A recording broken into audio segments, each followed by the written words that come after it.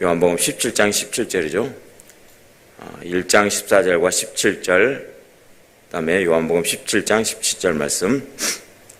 우리 한 절씩이니까 다 같이 읽겠습니다. 먼저 14절입니다. 시작. 말씀이 육신이 되어 우리 가운데 거하심에 우리가 그의 영광을 보니 아버지의 독생자의 영광이요 은혜와 진리가 충만하더라. 아멘. 이어서 17절 말씀입니다. 율법은 모세로 말미암아 주어진 것이요 은혜와 진리는 예수 그리스도로 말미암아 온 것이라. 아멘. 또 이어서 17장의 17절 말씀입니다. 우리 같이 읽도록 하겠습니다. 시작. 그들을 진리로 거룩하게 하옵소서. 아버지의 말씀은 진리니이다. 아멘. 아멘. 오늘도 이 새벽에 나오신 여러분을 주님의 이름으로 축복하고 사랑합니다. 네, 감사합니다. 오늘 말씀의 제목은 진리 안에 거하는 자의 은혜다. 진리 안에 거하는 자의 은혜라는 말씀입니다. 첫 번째로는 우리가 붙잡아야 할 신앙의 핵심이 무엇인가 라고 하는 것입니다. 오늘 새벽 오늘 우리는 신앙의 아주 중요한 단어를 붙잡고 말씀 앞에 섭니다. 바로 은혜와 진리입니다. 우리는 흔히 은혜를 사모하여 은혜를 받았다라는 말을 자주 사용합니다. 또 어떤 분들은 진리를 찾기 위해 애를 쓰게 됩니다.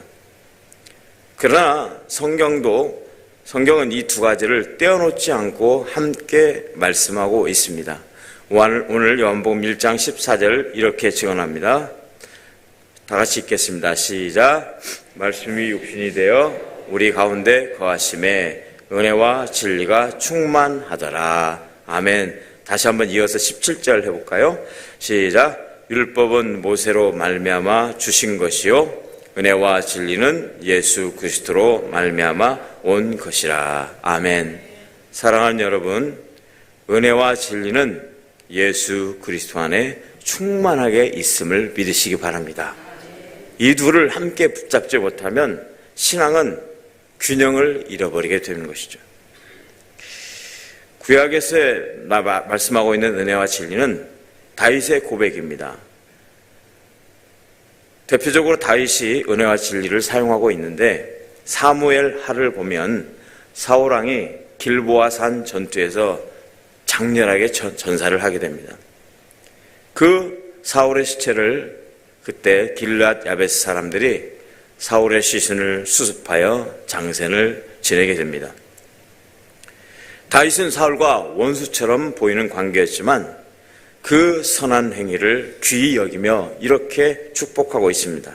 여호와께서 너희에게 은혜와 진리를 베푸시기를 원하노라. 아멘.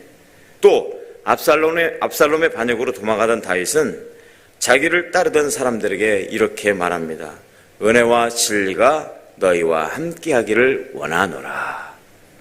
다윗에게 있어 은혜와 진리는 사람의 상황을 넘어 하나님의 마음을 바라보는 신앙의 기준이었습니다. 신약으로 넘어와서 신약에 와서는 이 은혜와 진리가 한 인격 안에 완전하게 드러나게 됩니다. 그분이 바로 예수 그리스도이십니다. 율법은 모세를 통해 주어졌지만 그러나 율법은 죄를 생각나게 하고 드러나게 할 뿐 죄를 해결할 능력은 없었습니다. 유대민족은 성경을 기록한 민족이었지만 정작 예수 그리스도 안에 있는 은혜와 진리를 놓쳤습니다. 그 결과 하나님을 믿는다고 하면서도 오랜 세월 방황과 고통을 겪어야 했습니다. 그러고 보면 오늘 우리들의 삶과도 비슷합니다. 하나님을 믿고 하나님을 정말 예배하고 찬양한다고 하지만 우리의 삶 속도 여전히 우리의 삶의 현실의 문제는 여전히 우리 앞에 놓여 있는 거죠. 그러나 중요한 것은 신앙에서 벗어나느냐. 내가 신앙생활하고 하나님을 믿고 하나님을 따른다고 하는데 우리는 간혹 가다가 우리 자신이 정말 신앙이 있는 사람인가, 내가 정말 믿음 안에 거하는 사람인가, 우리 자신을 돌아보게 됩니다. 우리는 무엇을 위해서 교회에 나오고, 무엇을 위해서 이렇게 새벽 기도를 하고, 무엇을 위해서 하나님을 예배하는지. 정말 중요한 건 무엇이냐? 진리의 신앙을 놓치게 되면 우리는 방황하는 삶을 살 수밖에 없다는 것입니다. 이어서 말씀하십니다. 예수님은 요한복음 11장에서 이렇게 기도하셨습니다. 저희를 진리로 거룩하게 하옵소서. 아버지의 말씀은 진리니이다. 사랑하는 성도 여러분, 사람을 거룩하게 하는 것은 감정이 아니라 진리입니다. 이것에 대해서 웨스터민스터 신앙고백은 말합니다.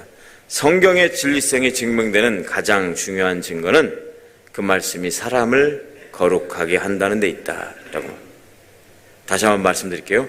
성경의 진리성이 증명되는 가장 분명한 증거는 그 말씀이 사람을 거룩하게 한다는 데 있다. 오늘날 왜 교회의 거룩함이 약해졌습니까? 왜 세상과 구별되지 못하게 살아갑니까?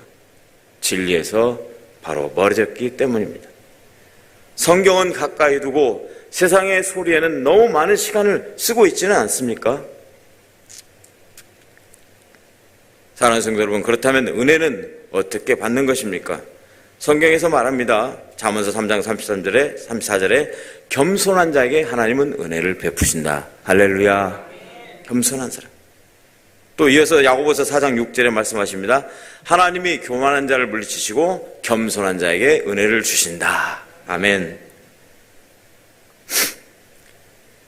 히브리어로 복에 대해서 브라카라고 말합니다. 그 어원은 무릎을 꿇다라는 의미를 가지고 있는데요. 하나님 앞에 무릎을 꿇은 자만이 은혜를 받는 것입니다. 예와 하나를 들겠습니다. 비가 내릴 때 엎드린 땅은 물을 다 받아들이고 스며 빨아들입니다. 그러나 높은 바위는 물을 그냥 흘려보냅니다. 사람도 마찬가지입니다. 겸손한 심령은 은혜를 담지만 교만한 마음은 은혜를 그냥 흘려보내는 것입니다. 예수님께서는 말씀하셨습니다. 너희가 내 말에 거하면 참 내 자가 되고 진리를 알지니 진리가 너희를 자유케 하리라. 요한복음의 말씀이십니다. 사랑하는 성도 여러분, 이 시간 이 말씀을 통해서 여러분 모두가 진리를 사모할 수 있기를 바랍니다. 성경을 빨리 이해하려 애쓰고 말씀 안에 머무는 신앙을 가지시기 원합니다. 그리고 하나님 앞에 겸손히 무릎을 꿇으시기를 바랍니다. 은혜는 노력의 대가가 아니라 내가 하나님 앞에 겸손히 무릎 꿇고 낮아진 모습으로 나갈 때 받게 되는 선물인 줄로 믿습니다. 내 마음에 내 자신의 경험과 내 자신의 지식과 내 자신의 지혜가 가득하다고 하면은 어떻게 여러분의 마음속에 심령 속에 하나님의 말씀이 거할 곳이 있겠느냐 이 말입니다. 나는 이 정도면 돼. 나는 이 정도면 신앙생활 잘해. 라고 내 자신의 의가 혹시 하나님의 말씀, 진리의 말씀을 배척하고 있지는 않습니까? 한번 생각해 봐야 됩니다. 내가 이렇게 새벽 기도도 잘하고 헌금도 잘하고 교회 열심히 봉사하고 헌신하는데 오히려 그것이 우리의 신앙생활을 하는데 정말 깊이 하나님을 만나는데 오히려 방해가 될 수도 있다라고 하는 사실입니다. 그래서 다시 한번 말씀드리지만 낮아져야 돼요. 낮아져요. 항상 배우려고 하는 그런 자세가 우리 사랑하는 일산 명성교회 성도님들에게는 가득하시기를 주님의 이름으로 축원합니다. 그 다음에 은혜와 진리를 함께 붙잡으십시오. 은혜만 있고 은혜만 있으면 방종이 됩니다. 진리만 있으면 정죄가 됩니다. 많이 알고 많이 성경을 알고 나는 성경을 많이 공부했다. 안다. 그 지식의 기준으로 사람을 평가하고 판단하게 되니까 정죄를 하기 시작하는 거예요. 마치 바리새인들처럼 예수님까지도 정죄하고 비판하고 판단하는 그러한 교만함에 빠질 수도 있다. 그래서 은혜도 진리도 예수님 안에 이 둘이 가득 차고 있는데 그럼 결론은 뭡니까? 예수님을 여러분의 마음속에 심령에 모셔드리기를 주님의 이름으로 축원합니다. 결론입니다. 요한복음 1장에서는 이렇게 말합니다. 우리가 다 그의 충만한 데서 받으니 은혜 위에 은혜르라. 사랑하는 성도 여러분, 이 새벽에 사랑하는 성도 여러분, 다시 예수 그리스도 안으로 들어갈 수 있기를 주님의 이름으로 축복합니다. 예수, 변하지 않는 진리를 붙잡고 날마다 새롭게 주시는 은혜를 누리며 살아가야 됩니다. 그 은혜의 기반 위에 우리의 신앙이 성장해야 되고, 또 하나님의 말씀을 깊이 알아가는 데까지 우리가 신앙이 자라게 될 줄로 믿습니다. 그게 바로 하나의 성화죠. 그러면서 더 덧붙이면 중요한 것은 내 자신의 삶의 변화가 있어야 돼요. 잔잔한 변화가 일어나야 됩니다. 신앙생활을 오래 한 것이 중요한 것이 아니라, 열심히 한 것이 중요한 것이 아니라, 더 중요한 것은 내가 하나님의 말씀을 들을 때 겸손한 모습으로 은혜를 사모하고 진리를 깨닫고, 또 내가 그 앞에 무릎을 꿇고 내가 낮아지는 거예요. 그럴 때 하나님의 말씀, 은혜와 진리가 쭉 하면서 내게 스며들어오게 되네. 저는 그렇게 되기를 주님의 이름으로 축원합니다. 내가 어제의 모습이 내가 다르고, 오늘의 모습이 다르고, 앞으로의 모습이 다르고, 2025년도를 보내고 새로운 26년도를 맞이했는데, 여러분은 수많은 각오를 하셨을 겁니다.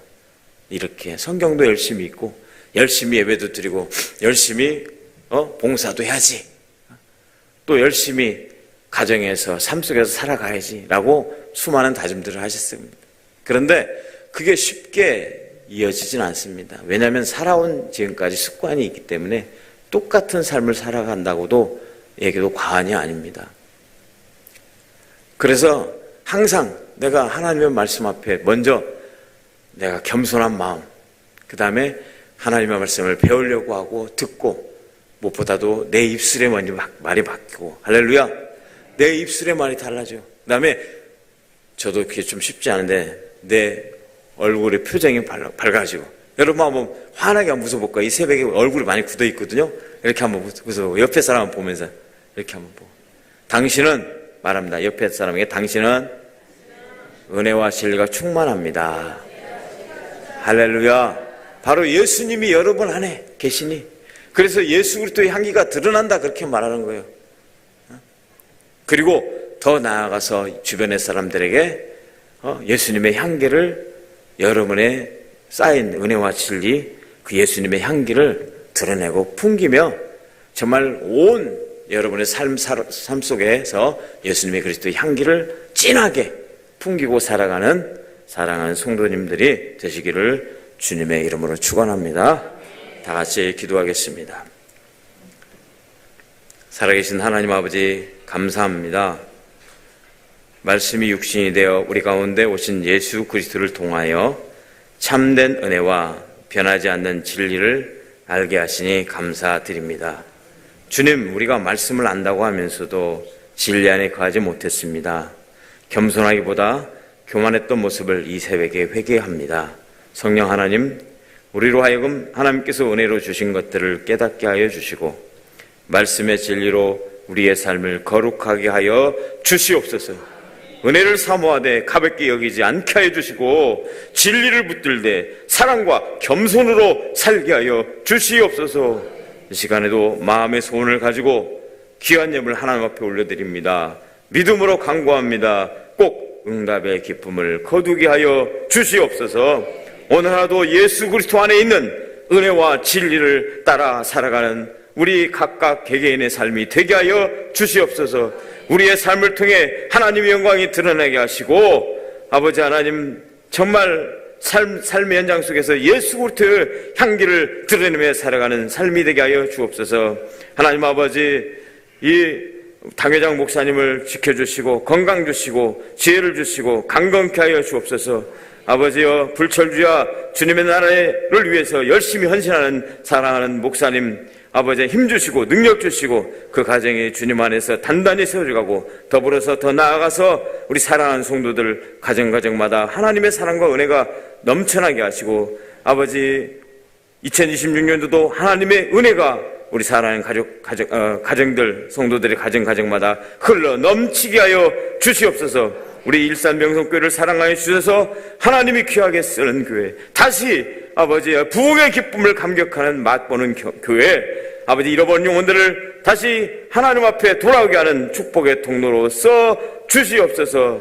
오늘도 열심히 수고하고 헌신하는 사역자들 위해 하나님의 놀라운 축복과 은혜가 가득히 넘쳐나게 하여 주옵소서.